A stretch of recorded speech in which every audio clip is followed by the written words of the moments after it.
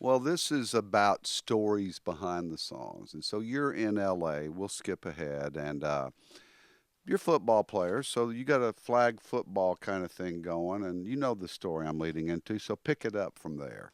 I was playing flag football with a group of guys in L.A., and one of those guys was Lee Majors, who was a $6 million man. I called up to Lee's house one time, and he had just started dating Farrah Fawcett.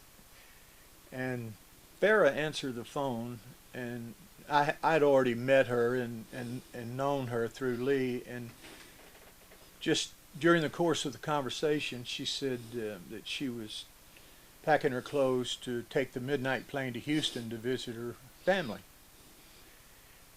And kind of a little bell went off when she said midnight plane to Houston.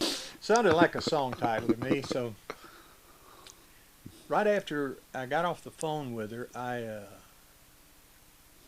picked up my guitar and I wrote Midnight Plane to Houston, which was, I thought, kind of a pop country song like Glenn Campbell was doing. That's the way it started. You know, it was like a pop country thing. Never in my wildest dreams did I ever think it'd be an R&B record. I mean, that wasn't even in my mind, you know. I was just hoping I'd get some kind of a country cut on it. Gladys had cut neither one of us. That was my first #1 record.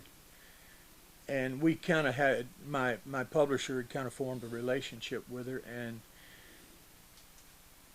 when we did Midnight Plane to Houston, I think he sent that to her too. But before she got around to it, Sonny Limbo called, my publisher, and said he would like to cut it on Cissy Houston, who is Whitney's mother. Right. But he said, you know, I'd really like to have a more R&B sounding title. Would you mind if we changed the title? And I don't even think my publisher asked what title. But I guess they had talked it over and felt that it did have more of an R&B flavor. Sissy's record of it, though, was a cross between a country record and an R&B record. Okay. It had a nice little easy low, you know, it wasn't straight R&B. But it was a good record. And then I think Larry sent that to Gladys, or she heard it or something, and this is back in the day where just because somebody else put it out a little while before, they'd put it out again and again. Aren't you glad? They would never do that these days. It's another artist put it out. We had no idea it was going to stay Midnight Train to Georgia. We were pitching Midnight Plane to Houston and everything, but Gladys wanted to change it. But now she's the one that said didn't take planes, she took trains. And being from Georgia, that was a natural for them. There was an article in Gold Mine magazine on its 35th anniversary of the song. And Tony Camillo, they were talking, I think they cut 3 different tracks on it, different ways, and then picked the one they thought had the most potential.